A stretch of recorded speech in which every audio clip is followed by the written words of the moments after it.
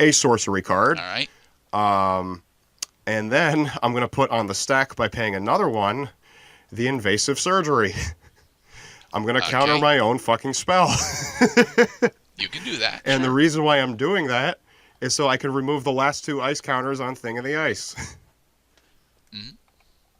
So now, and remember, because he's transforming, he does not suffer from summoning sickness. He does not, and he also does something fucking incredible. He bounces all non-horror creatures back to their owner's hands.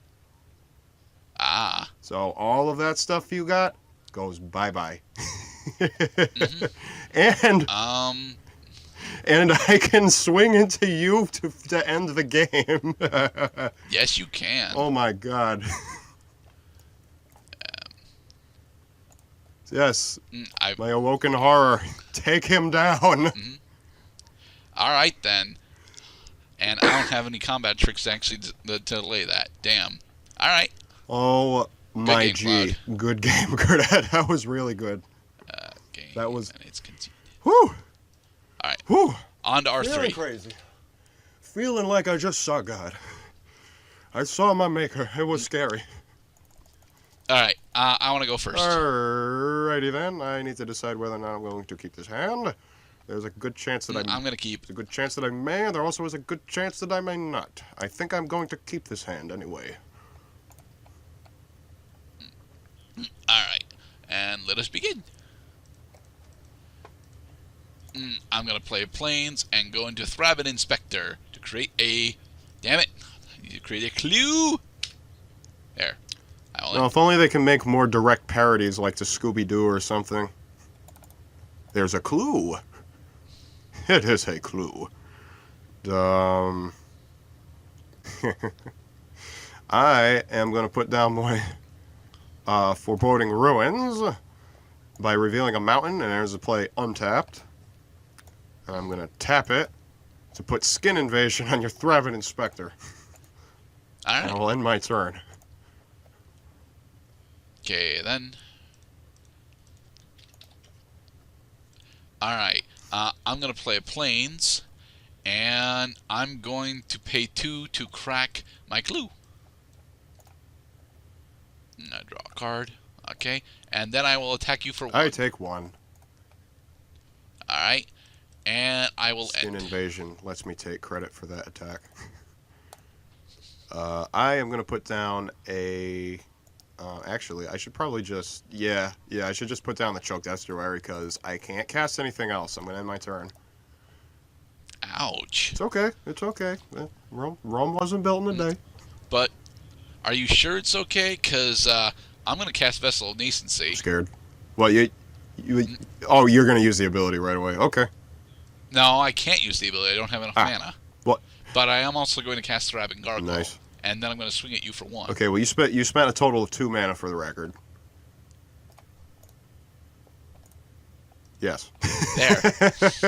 I thought Vessel of Nascency was a 2-drop. I'm sorry. And with that, I will end. Because it costs 1 to cast and 2 to use the ability. So when you really look at it, it's really a 3-drop. It is really a 3-drop.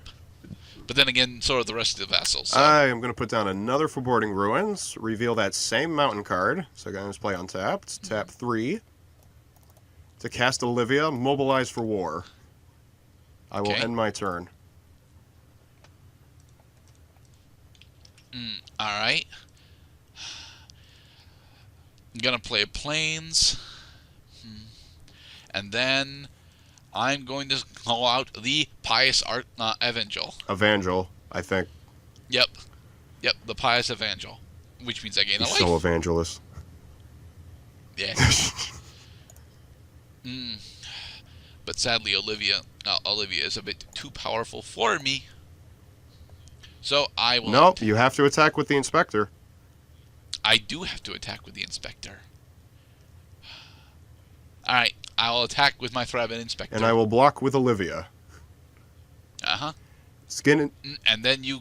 Skin Invasion transforms into the Blood Host? The Skin Shredder.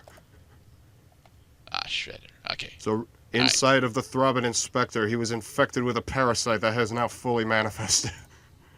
I'm pretty sure I lose this game. Oh, wait. The timing. That's right. I can actually use Olivia's ability right now. Because it. Well, yes, you can. So if I discard a card, and that card is going to be, Pick the Brain. Skin Shedder gets a +1/+1 counter. And now he is and is a vampire. And he's a vampire, and he's a 4/5.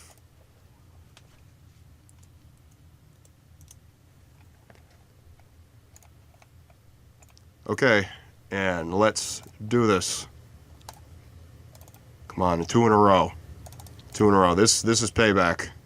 This is payback. Oh boy. I'm gonna do something really risky. I'm gonna pay 4. Actually, wait. This isn't risky at all. This is gonna win me the game. For the Mind Rack Demon. All right. Mind Rack Demon is a flying with trample, a 4/5. When he enters the battlefield, I put the top 4 cards of my library into the graveyard.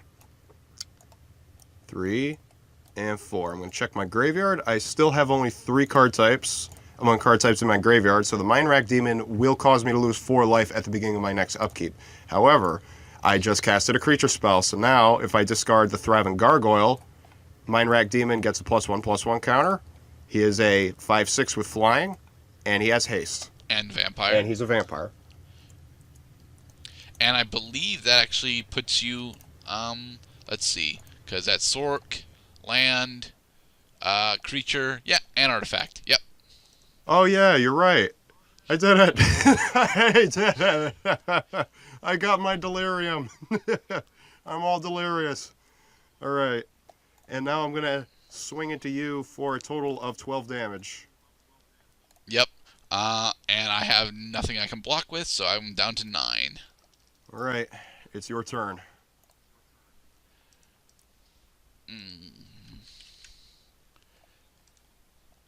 Alright, I'll play a plains.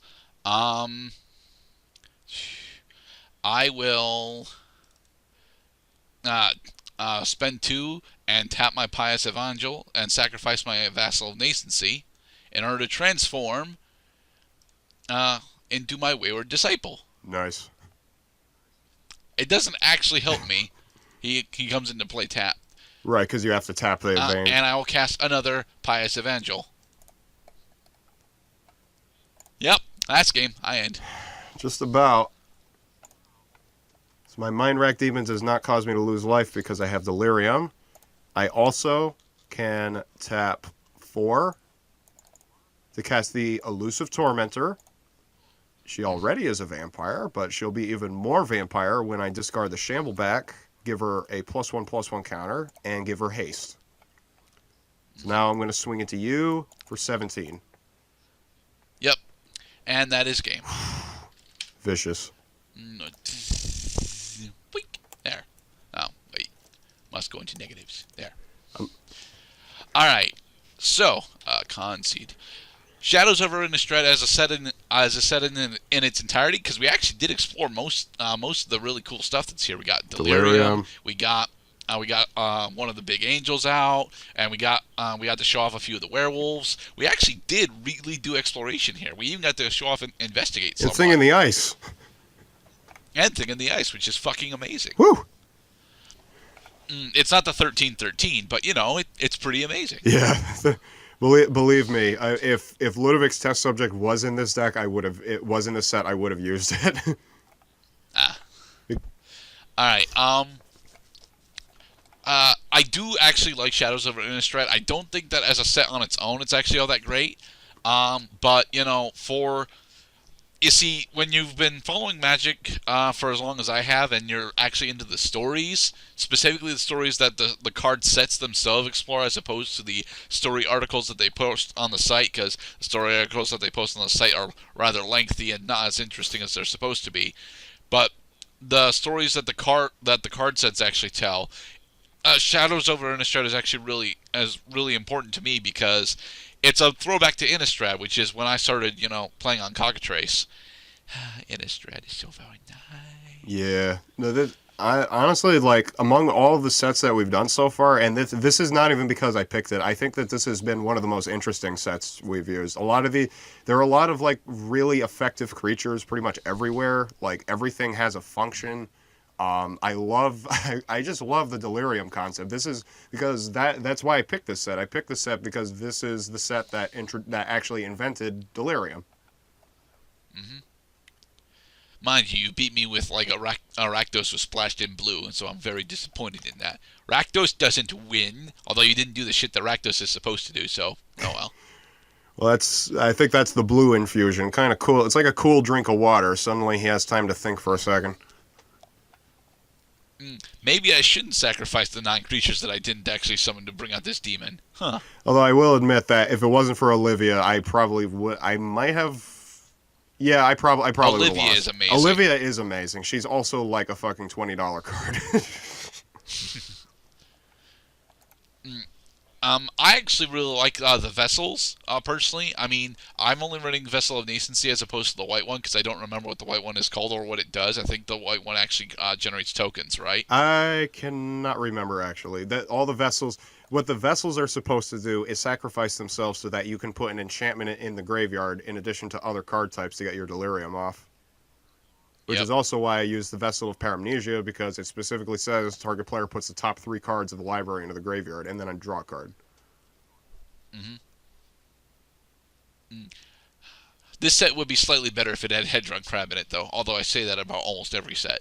This set would be a lot better if it had, like, Traveler's Amulet, Terramorphic Expanse, Renegade's Map, because those also are cards that sacrifice themselves in order to help you get your Delirium off. Isn't Evolving Wilds in here? No, Evolving Wilds is not in here. Oh, damn. I love Evolving Wilds. So, like, Delirium Revolt would probably be a really effective combination. Yeah, oh yeah. Before the standard rotation rotated out, the Eldritch Moon and Shadows of Innistrad, a lot of the Aether Revolt stuff was just wreaking havoc. Now, specifically Fatal Push, and Fatal Push is still wreaking havoc. It's even a major threat in Modern. Oh, yeah.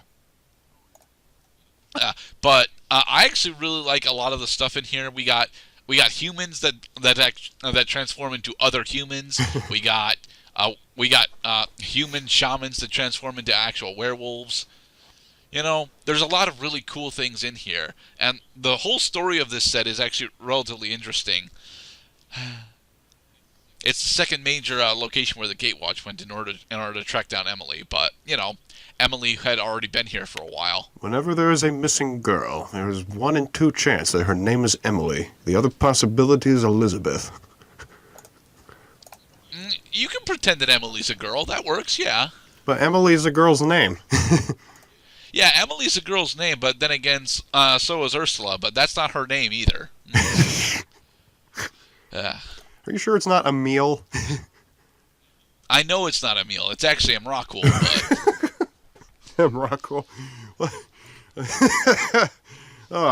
Dude, that's what Eldritch Moon is all about. Emrakul shows up. It's nuts. But Emrakul sounds like Vlad Dracul, not Emily Smith. Hey, Vlad's in this set. Vlad is actually Sorin.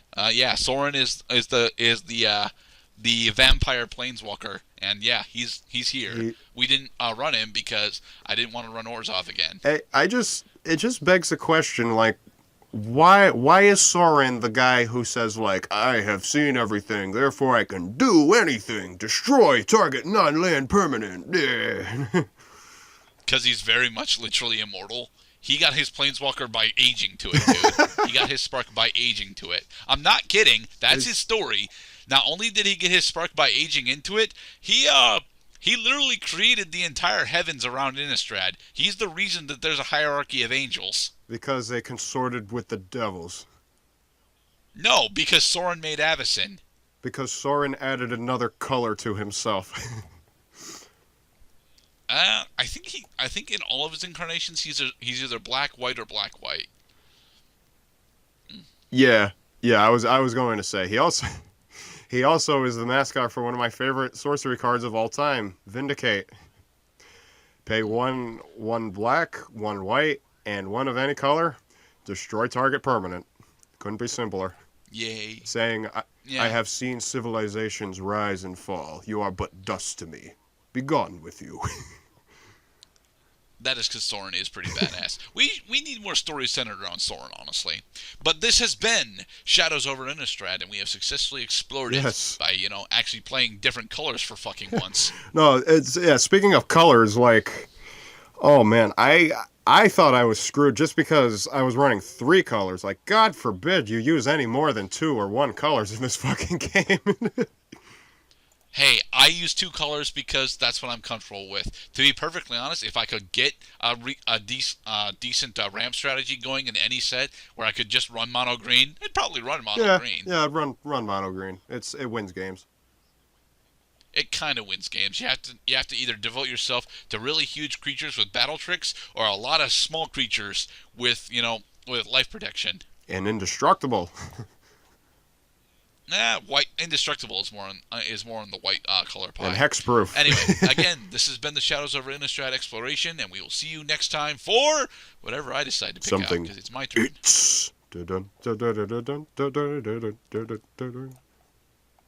Peace out, y'all.